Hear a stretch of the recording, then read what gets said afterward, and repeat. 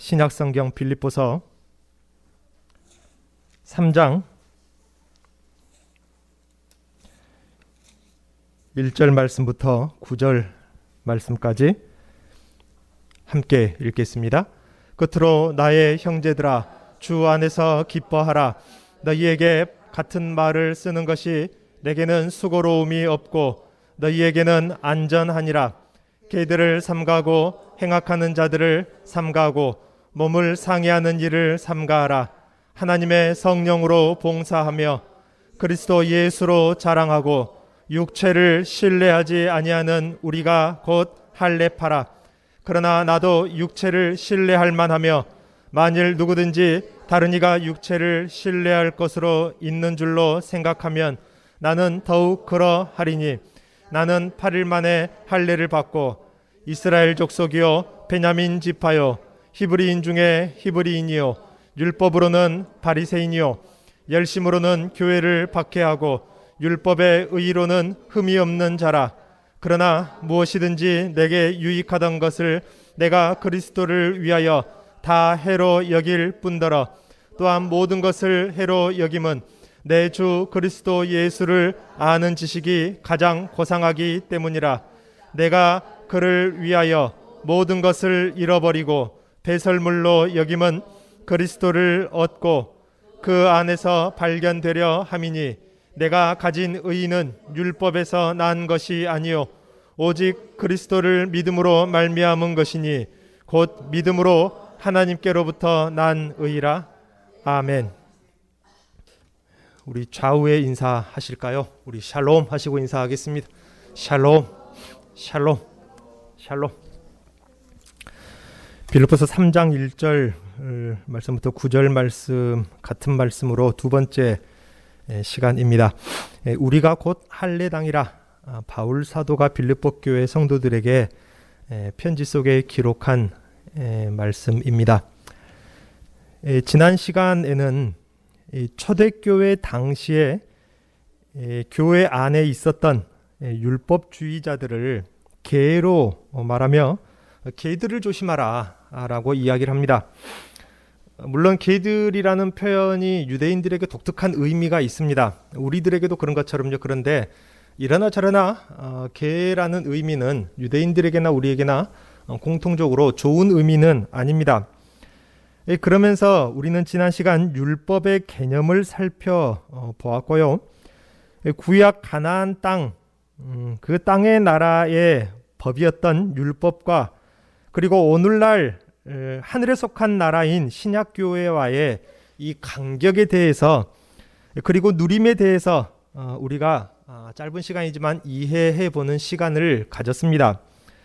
이 간격을 올바로 이해해야만, 이 방향성을 올바로 이해해야만 우리의 삶 속에 있는 모든 신앙적인 문제를 우리가 잘 이해하고 선택해 나갈 수가 있는 것입니다. 그렇지 아니하면은 땅의 복과 하늘의 복, 땅의 하나님의 인도하심과 하늘의 누림 사이에서 우리가 헤매이게 될 수밖에 없는 것입니다.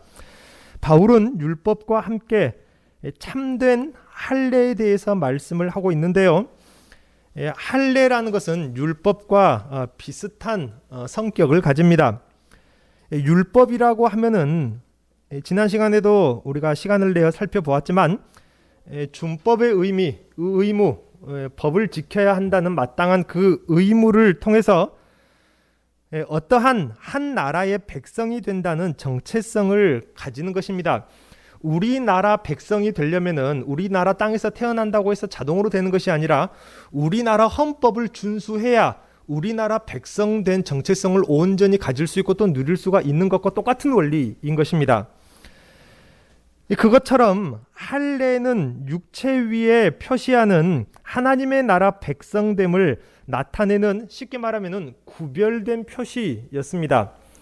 아주 꼭 같은 예는 아니지만은 우리나라가 잠시 일제강점하에 있었을 때 우리나라의 어떤 조선으로서 사대부의 나라인 선비의 나라인 우리나라 정체성을 없애버리기 위해서 상투를 자르는 그런 일들이 있었어요.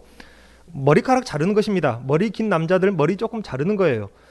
오늘날 같으면은 미용실 이발소 하면서 뭐 한 달이면 한두 번씩 가는 것이 이발소 미용실이지만은 그때 당시에 상투를 안 자르려고 차라리 목숨을 버린 우리 조선시대 조선 사람들이 있었다 그 말입니다. 상투가 뭐라고? 머리카락 자르는 건데, 그러나 그냥 머리카락이 아니라 우리나라 조선 사람이라는 어떤 정체성을 가지고 있는 것이라 그 말인 것입니다. 그것을 통해서 외적으로 조선 사람이라는 그 표시를 하는 것과 똑같은 원리처럼 할례라는 것은 몸 위에 신체 일부를 잘라냄으로 인해서 나는 구별된 자라는 구별의 표시인 것입니다. 오늘 바울 사도는 몸을 상해하는 자들을 조심하라 그렇게 경고를 하고 있습니다. 이 말은 무슨 의미일까요? 당시에 이스라엘 주변에는 우상을 섬기면서 신체의 일부를 잘라내는 다른 이방 나라, 이방 종교들의 의식도 있었습니다. 그런데요, 이것하고 마음으로는 죄악과 전혀 단절되지 못한 채 몸으로만 잘라내어버리는, 그러면 다 된다는 율법주의자들의 할례하고 이방 종교 그 의식하고 무엇이 다르냐 그 말인 것입니다. 몸을 상해하는 자들이라는 그 표현은 그런 뜻입니다. 즉 이방 종교의 방법으로나 율법주의자들의 할례로도 하나님의 백성으로서 진정한 구별을 만들어주지는 못한다는 것입니다. 그 두 가지 다 그저 육체에 상처만 남길 뿐 진정하고 참된 구별을 만들어주지 못한다는 것이죠. 구별이 되어야 구별된 누림도 있는 것입니다. 오늘날 우리들의 경우에는 이 말로만 주문처럼 성구를 외우듯이 그저 그렇게 주여 주여 하고 겉으로만 크리스천으로 교인의 이름을 가지는 사람이 되고 성도다운 삶이 없이 기적만 바란다면 이 무당 굿하는 것하고 무엇이 다르냐는 그런 뉘앙스가 되겠습니다. 이 교회에 출석을 하여 교인이 된다고 해서 자동으로 성도까지 되는 것은 아니라는 말이죠. 교회의 문턱을 밟았다고 자동으로 세상 사람들과 구별되었다고 우리가 거기에서 안주하고 착각을 하면 안 될 것입니다. 오늘 성경에서 진정한 크리스천들에게 경고하기를 교회 안에 이런 사상들, 이런 생각 혹은 이런 사람들을 조심하라 그렇게 말하고 있습니다. 참된 성도의 구별, 참된 성도의 정체성이 무엇입니까? 우리는 몸으로만 교회에 등록된 교인이 아니라 우리는 마음에서부터 성도가 되어야 합니다. 입으로만 성구를 외우고 어떤 즐기는 정도로만 찬송의 문법과 곡조를 읊조리는 것이 아니라 우리는 우리의 마음을 날마다 말씀 앞에 비추어서 거룩한 성도가 되어야 하고요. 우리의 마음 깊은 곳에서부터 진정한 고백이 있는 성도라야 우리의 예배는 진정한 예배, 우리는 진정한 성도가 되어갈 수 있는 것입니다. 우리는 신체의 일부가 잘려진다고, 즉 교인 명부에 등록되어져 있다고 해서 세상과 구별되었다, 거기에 머무르면 안 된다 그 말이죠. 우리는 마음의 할례를 받고 우리의 마음이 세상으로부터 잘려지고 단절되고 우리의 마음이 세상으로부터 구별되어져야 한다 그 말인 것입니다. 왜 마음의 할례를 받습니까? 사람은 내 마음속을 볼 수 없으나 하나님께서는 내 마음속에 계시기 때문입니다. 오늘은 바로 이 이야기입니다. 참된 할례, 마음의 할례에 대한 이야기를 오늘은 나누고자 합니다. 할례라는 말을 우리가 쉽게 생각을 하려면은 완전한 의미를 다 포함할 수 있는 의미는 아닙니다만은 할례라는 말 개념이 좀 어려워요. 그러나 유대인들은 아주 중요하게 생각을 하거든요. 심지어는 유대인들뿐만 아니라 같은 비슷한 뿌리를 가지고 있는 근동의 이방 나라들도 할례를 합니다. 할례는 쉽게 말하면은 잘려져 나가는 것처럼 구별되는 것을 의미하는 것입니다. 이를 위해서 바울 사도는 진정한 할례가 무엇인지 성경에서 이야기를 하고 있는데요. 3절에 이런 말씀이 있습니다. 하나님의 성령으로 봉사하며 그리스도 예수로 자랑하고 육체를 신뢰하지 아니하는 우리가 곧 할례파라, 이렇게 이야기를 합니다. 진정한 할례의 의미에 대해서 3절에서 이야기하고 있는 것이죠. 우리는 성령으로 일하고 봉사하고 매사에 성령으로 행해야 하는 것입니다. 구약 시대의 경우를 신약 성경에서는 어린아이와 같은 시대라 어린아이 시절로 비유를 합니다. 장성한 자와 어린아이 시절을 그렇게 비유해서 구약과 신약을 비교하고 있는데요. 구약 시대 경우에는 율법을 외우기만 한 사람은 이 외형만 말씀을 말하고 자신에게 필요한 말씀을 행하지 않았던 사람들입니다. 외적으로만 지켰다 그 말이죠. 어린아이들이 보통 그래요. 뭔가 미션을 주면은 그 미션에 대해서 어린아이들은 겉으로만 해요. 한 척만 하고 모양만 하는 행색만 한다. 그럼 그거 가지고 가져와서 다 했다라고 숙제한 것처럼 보여준다 그 말입니다. 이것이 이 구약시대 어린아이 시절의 율법의 행함 정도의 수준이었습니다. 하지만 성령으로 행하는 자는 그렇지 않습니다. 왜요? 성령께서는 진정한 말씀의 의미와 적용, 그리고 하나님의 진정한 의도를 가르쳐 주시는 분, 그래서 그것을 위해서 이 땅에 오셨기 때문입니다. 그렇기 때문에 우리는 모든 일들을 우리의 생각과 뜻이 아니라 성령으로 행해야 한다, 그 말인 것입니다.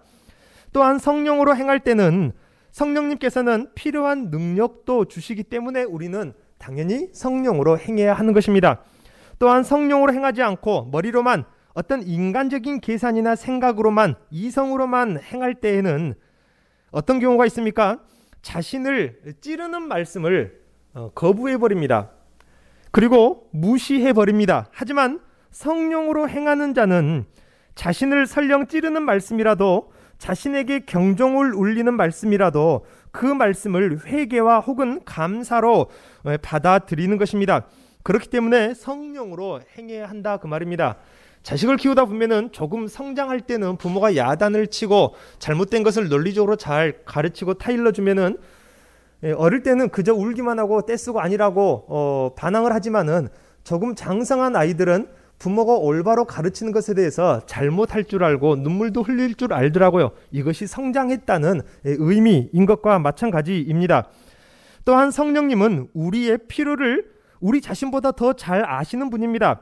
그렇기 때문에 지금 내 생각에는 당장 손해인 것 같지만 결국에는 합력하여 선을 이루시는 하나님을 우리는 성령으로 행할 때 만날 수가 있는 것입니다. 성령님은 우리의 마음에 계십니다. 그러므로 진정한 할례당은 심령에서 하시는 성령의 말씀, 즉 성령의 법에 순종하는 것이 진정한 마음의 할례이며, 마음에서부터 그렇게 성도로 구별되는 방편이 바로 성령으로 행하는 것입니다. 또 바울은 누가 참 할례당이라 이야기를 합니까? 예수를 자랑하는 자가 진정한 할례당이라 그렇게 이야기합니다. 진정한 할례를 마음에 받은 성도들은 그리스도 예수를 자랑하는 것입니다. 특히 신약 성경 복음서를 보면은 당시에 신약과 구약의 과도기적인 상황에 있음을 알 수 있습니다. 신약 교회 안에 율법주의자들이 있었고 그리스도의 나라와 하늘의 나라와 땅의 나라의 두 법이 상충하는 것, 그래서 우리 주님께서는 화평을 주러 온 것이 아니라 검을 주러 왔노라고 그렇게까지 표현할 정도로 예수님 당시에는 신약과 구약의 나라, 신약의 법과 구약의 법, 땅의 나라와 하늘 나라가 서로 과도기적인 위치에 있었습니다. 두 나라가 적대적인 나라가 아니라 연장선상이고 더 발전되고 더 나은 나라, 더 다음 법인데 구약의 나라가 그것을 받아들이지 못한 것이죠. 그래서 율법주의자와 참된 하나님의 백성 간의, 하나님의 자녀 간의 간격을 복음서에서는 잘 보여줍니다. 율법주의자들은, 구약에 속한 자들은 은근슬쩍 자신의 기도의 양을 자랑하고 또 응답받는 자신의 기도의 능력을 자랑하지만, 기도하게 하시고 모든 것을 통해 응답해 주시는 그리스도를, 우리 주님을 감사와 찬송으로 자랑하지는 않는 것을 볼 수 있습니다.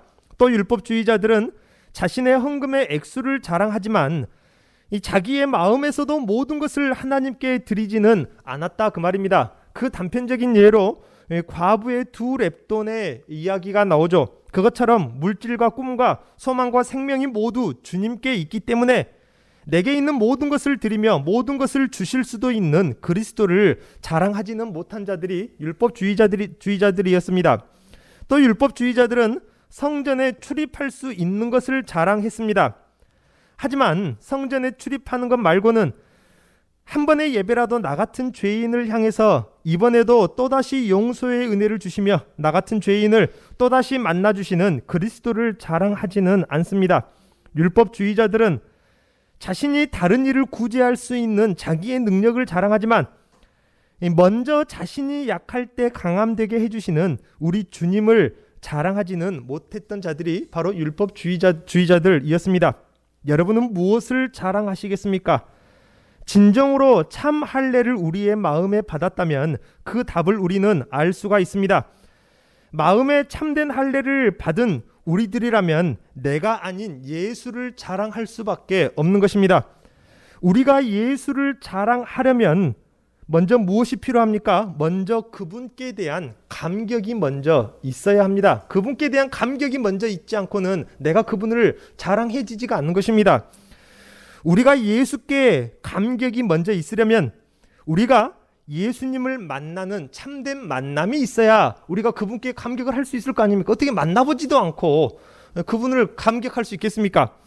예수님을 그렇다면 언제 어디서 만나게 됩니까? 오늘날 우리들의 심령이 목마른 심령이 되어질 때에, 갈급한 심령이 되어질 때에 우리 주님은 만날 수가 있는 것입니다. 우리가 주님을 만나는 장소가 어디입니까? 그것은 바로 예배의 자리에서 주님을 만날 수가 있는 것입니다. 아가서를 보면은 술람미 여인이 솔로몬 왕을 어디에서 만날 수 있다고 했습니까?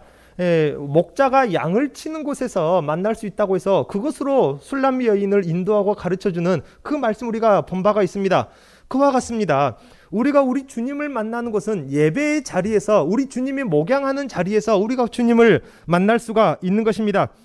그런데 예배의 자리라는 것은 우리가 이렇게 주일 11시, 일요일 11시, 세상에서는 일요일 11시라고 하죠. 이 함영록 501-12번지 이 자리 이 의자에 앉아 있다고 해서 예배가 되어지는 것이 아니라, 구약 시대는 그랬어요.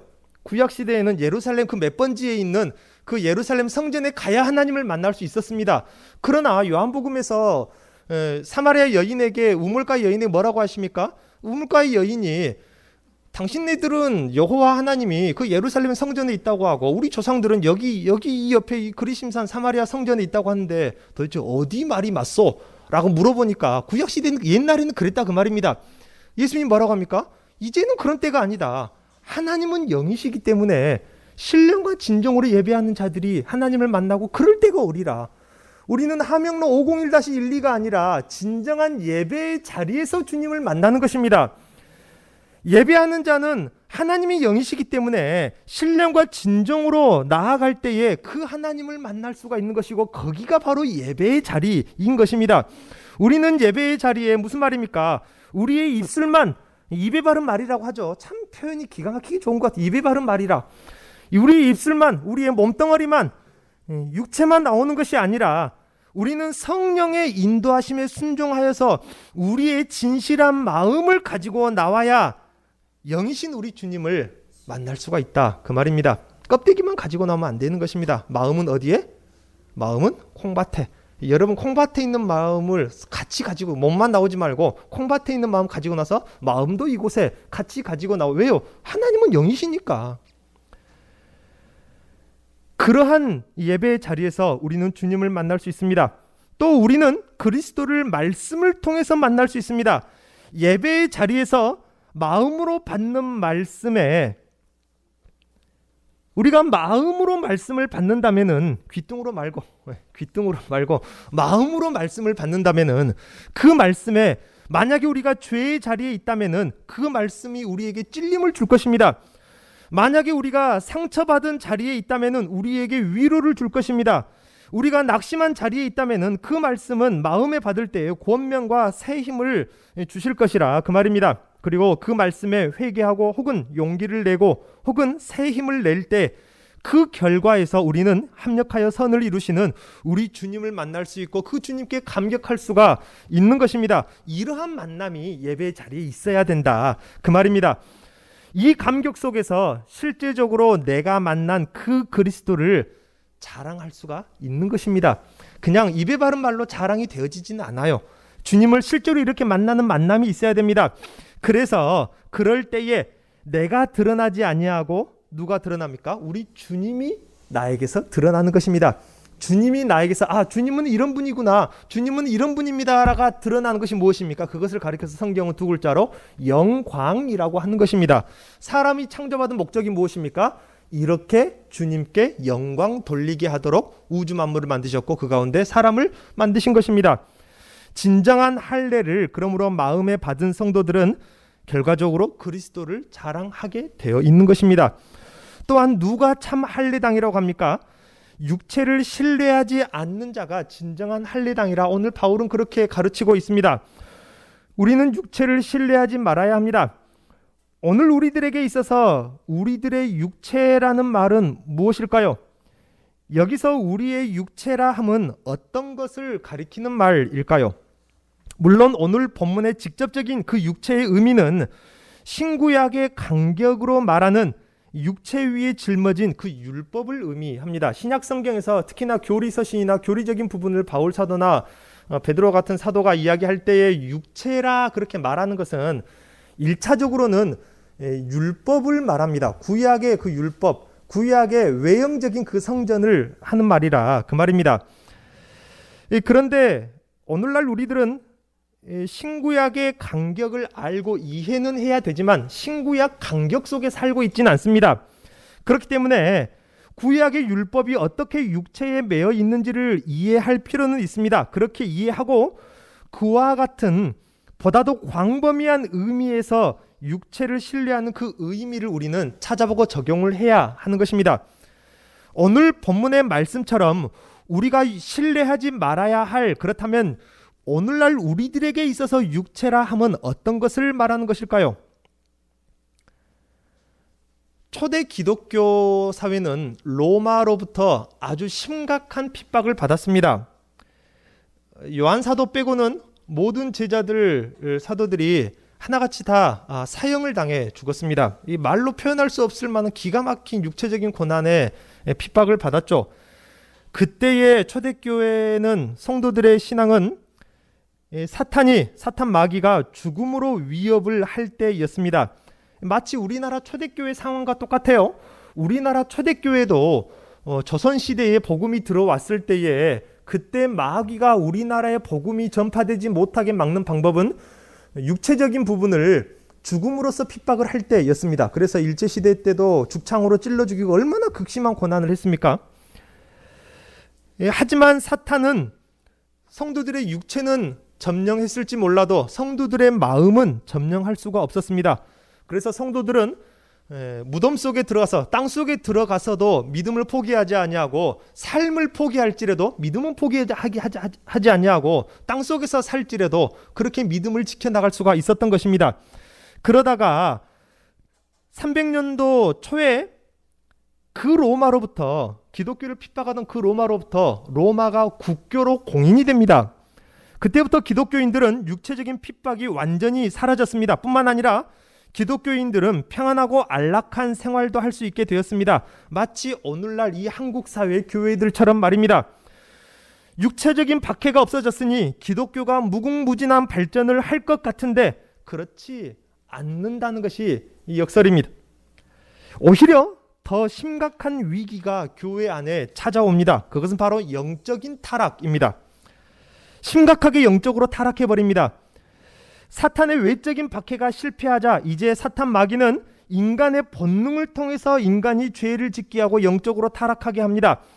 이러한 시대적인 현실을 바로 알게 되고 보게 된 일부 성도들은 이러한 세상을 떠나서 광야로, 사막으로, 깊은 산속으로 들어가 버립니다. 우리들은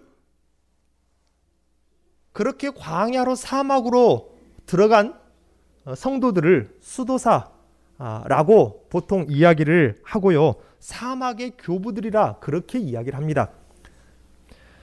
대표적인 인물 중에 성 안토니 같은 사람이 사막의 교부들의 대표입니다. 성 안토니는 아주 고대 시대 때부터 수백 년, 수천 년 전부터 기록되어진, 천 몇백 년 전부터 기록되어진 책인데요. 그런 고전서적은 한 번쯤 읽어볼 만합니다. 그들이 어떻게 사막에서 주님을 섬기고 신앙생활을 이어갔는지. 사막으로 들어간 그 교부들, 사막으로 왜 들어갔을까요? 사막에서의 생활은 어떠했길래 그들은 사막으로 들어갔을까요? 사막에는 물질이 없습니다.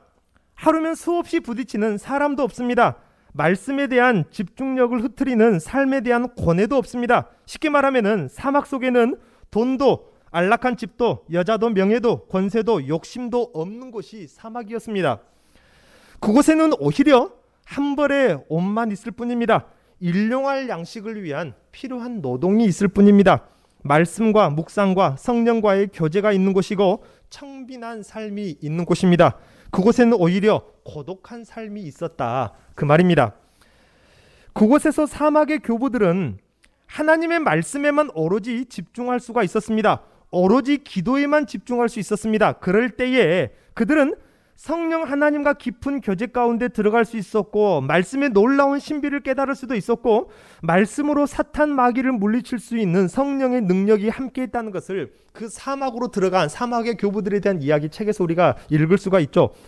중요한 것은 오히려 그때의 세상을 떠나서 세상을 모른 척 해버리는 것이 아니라 그때의 세상을 바로 볼 수 있는 지혜와 안목도 얻을 수 있게 되었다, 그 말입니다. 지금 무엇을 말하고 있습니까? 육체를 신뢰하지 않고 믿음의 명맥, 신앙의 명맥을 이어갔던 그 사람들에 대한 이야기를 좀 하고 있어요. 어떻게 그것이 가능했을까요? 우리들도 만약에 이 사막으로 들어간 교부들의 경건을 회복할 수 있다면은 우리들도 그들과 같은 신앙의 역량을 회복할 수 있습니다. 그렇다고 해서 우리가 지금 사막이나 광야로 들어가란 말은 아니고요. 사막에는 무엇이 없다고 했습니까? 돈도, 안락한 집도, 여자도, 명예도, 권세도, 욕심도 있을 수가 없습니다. 그렇기 때문에 세상에 사는 우리들에게는 있는데 사막에는 없는 중요한 한 가지가 없다, 그 말입니다. 그곳에는 자기 자신의 자아가 없다, 그 말입니다. 자아를 비워낼 수 있다, 그 말입니다. 돈과 안락함과 정욕과 명예와 권세를 모두 합하면은 무엇이 됩니까? 그것은 바로 죄의 소욕에 사로잡힌 우리의 옛사람, 우리의 자아가 되는 것입니다. 사막으로 들어간 믿음의 우리 선배들, 신앙을 지키기 위해서 타락해버린 세상, 타락해버린 교회를 떠나서 사막으로 들어간 그 교부들, 그들은 이러한 죄의 소욕에 사로잡힌 자아를 비워내기 위해서, 그래서 그리스도처럼 자신을 비워내기 위해서 고독과 청빈한 삶이 있는 사막으로 들어갔던 것입니다. 기독교의 역사의 명맥은 거기에서 이어진 거예요. 왜 그렇습니까? 이러한 우리들의 자아를 가리켜서 오늘 본문의 육체라고 말하기 때문입니다.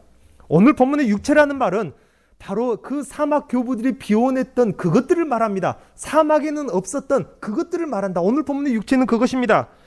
사탄이 우리를 공격해오는 그곳이 바로 이러한 육체입니다. 사탄이 이 육체를 통해서 우리를 넘어지게 한다, 그 말입니다. 돈을 의지하는 사람은 사탄이 돈이라는 것을 통해서 공격해오는 것입니다. 정욕을 의지하는 사람은 정욕을 통해서, 게으름을 의지하는 사람, 명예를 의지하는 사람, 권세를 의지하는 사람들은 그 썩어져 없어질 것들, 그 육체의 것들을 통해서 사탄은 걸고 넘어진다, 그 말입니다. 사탄이 공격하는 부분은 그 부분이라, 그 말입니다. 육체적인 부분들, 그 연약한 부분들, 그것들을 사탄은 걸고 넘어지는 것입니다. 우리들의 약점은 바로 그것입니다. 그래서 그것을 비워내기 위해서 초대교회 사막으로 들어간 교부들은 그래서 사막으로 들어가서 거기서 타락한 기독교회 그 속에서 생명의 명맥을 이어나간 것입니다. 그래서 그 사막의 교부들은 이러한 육체적인 자아를 비우기 위해서 사막으로 들어간 것입니다. 자아를 비워내고 무의 상태로 들어간다. 여러분 익숙하지 않습니까? 이러한 사상은 불교에도 있습니다. 불교의 사상도, 불교의 신앙의 정점은 이렇게 자아를 비워내는 것입니다. 하지만 우리는 조금 다른 것이 있습니다. 우리는 무엇이 다릅니까? 우리 기독교는 그렇게 자아를 비워내고 날마다 나를 죽여가고 그 비워진 그 안에, 불교는 비워진 대로 냅두는 것입니다. 그냥 비워진 상태로. 그러나 우리는 그 안에 무언가를 채웁니다. 나를 비워내고 그 안에 우리 주님 그리스도 예수를 채우는 것이 우리 기독교의 진리인 것입니다. 말씀과 묵상함으로 하나님을 이 안에 채우는 것입니다. 하지만 먼저 비우는 것이 중요합니다. 비우지 않고 채울 수는 없습니다. 하나님을 채운다는 것은 이제는 육체를 신뢰하지 않고 하나님만을 전적으로 오로지 의지하는 것을 말합니다. 그래서 나는 날마다 죽고 누가 산다? 그리스도 예수께서 내 안에 산다. 바울 사도는 그것을 그래서 말하는 것, 그것을 그렇게 강조해서 말하는 것입니다. 나는 날마다 죽노라. 사막의 교부들과 똑같은 것입니다. 사막의 교부들이 바울의 그 신앙 사상을 본받은 것입니다. 우리도 그것을 본받아야 돼요.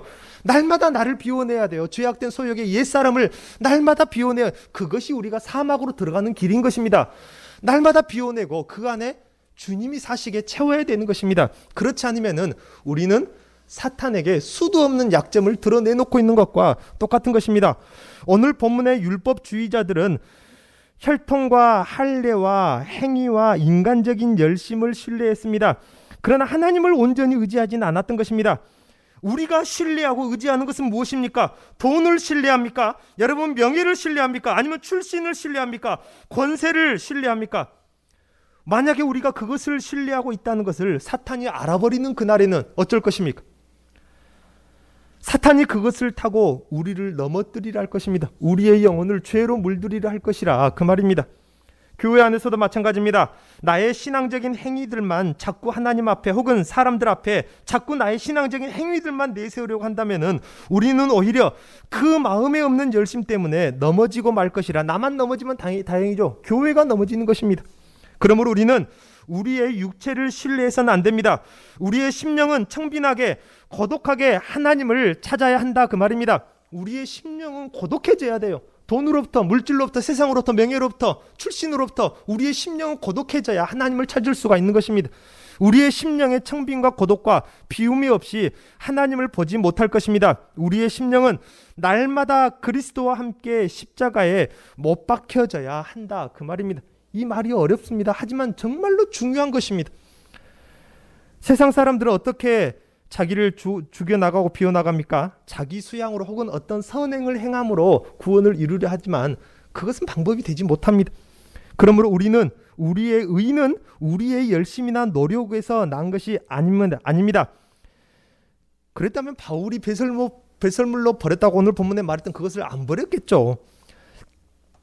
하나님이 신실하신 분이기 때문에 우리는 의의를 가질 수가 있었던 것뿐입니다. 바울 사도는 율법주의자들이 신뢰했던 육체적인 것들로 따져본다면은 그들보다 훨씬 더 육체적인 부분에서 앞선 사람이라 그렇게 오늘 본문에 말하고 있지 않습니까? 뭐라고 합니까? 난지 8일 만에 할례를 받고 베냐민 지파요, 히브리인 중에 히브리인일 만큼 또 가말리엘의 당시에 하나님의 율법을 정통으로 득도한 가말리엘 선생의 제자였다, 그 말입니다.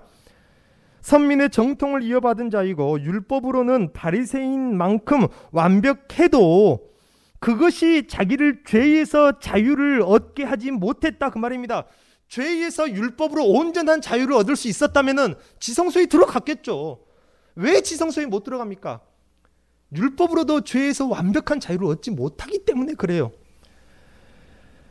본질적으로 의로운 자가 될 수 없었다, 그렇게 바울은 이야기합니다. 사랑하는 성도님 여러분, 우리가 죄인이라 인정되지도 않고 천국에 갈 수 있으며 거룩하신 하나님의 자녀가 되고 영원히 복락을 누리며 살 수 있는 것, 이 모두가 우리의 노력으로는 되는 것이 한 가지도 없으니 우리가 육체를 신뢰하지 말아야 하는 것입니다.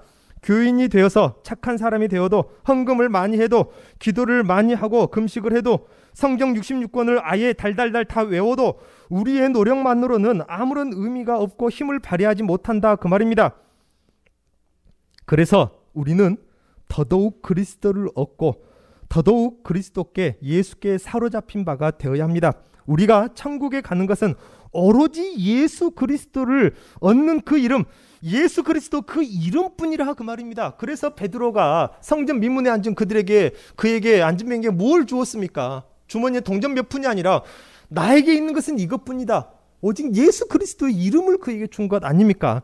그러니 그가 성전에 들어갈 수 있었던 것입니다. 동전 몇 푼으로도 그를 성전에 들어가게 하지 못했습니다. 성전의 미문에 앉았다는 말은 이스라엘 남자들이 들어갈 수 있는 가장 그 최전선에 있는 그 문에 못 들어가니까 그 문 앞에 앉아 있었다, 그 말은 그가 유대인인데 얼마나 평생토록 성전에 들어가고 싶었겠습니까? 그러나 그는 안진뱅이인지라 온전한 육체가 아닌지라 못 들어간 것입니다. 부정한 자라. 그러나 그 성전에 들어갈 수 있게 한 것은 금이 아니요 은이 아니요 동전 몇 푼이 아니라 예수 그리스도의 이름이 성전에 들어가게 했다. 무슨 말입니까? 하나님을 만나게 했다. 그 말입니다.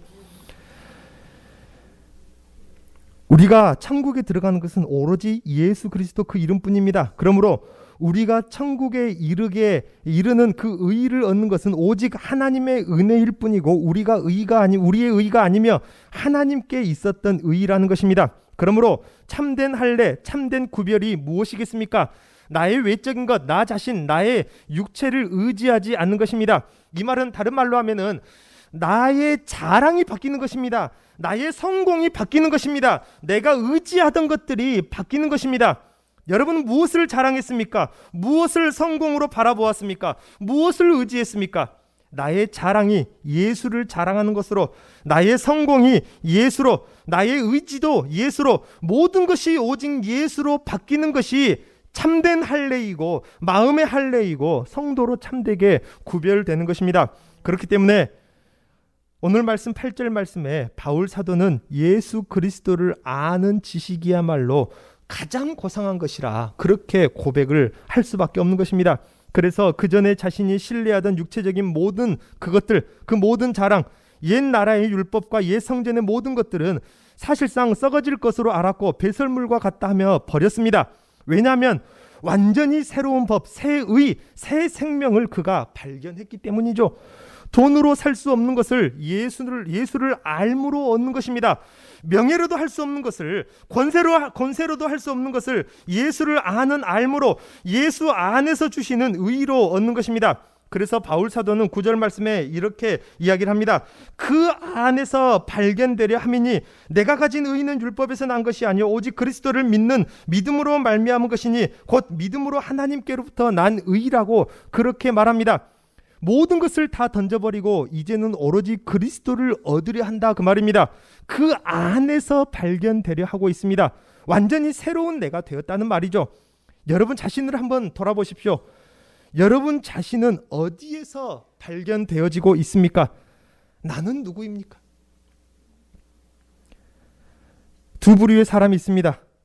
이 중 어디에서 여러분 자신이 발견되어지나요? 그리스도를 향해 늘 목마른 심정이 되어서 예수를 더 깊이 알려 하고 예수와 더 깊이 교제하려 하고 항상 예수 그리스도 안에서 발견되어지기를 바라는 그 심령으로 스스로 손해를 봐가면서까지 예수께 사로잡힌 자가 되려고 힘쓰고 노력하는 그 사람입니까?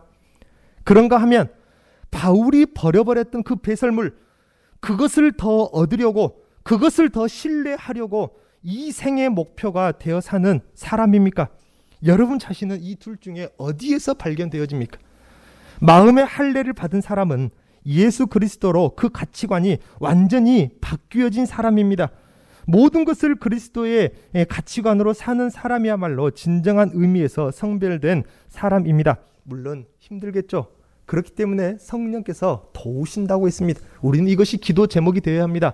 내가 예수 그리스도께서 내 안에 완전히 살도록, 내가 날마다 십자가에 죽고 내 자신이 비워지도록, 그래서 마귀가 나를 건들지 못하도록 내가 완전히 죽고 예수가 살게 해달라고, 그래서 우리는 기도해야 되는 것이고, 이것이 바로 내 안에 그 나라가 세워지는 그 나라를 위한 기도, 의를 위한 기도인 것입니다.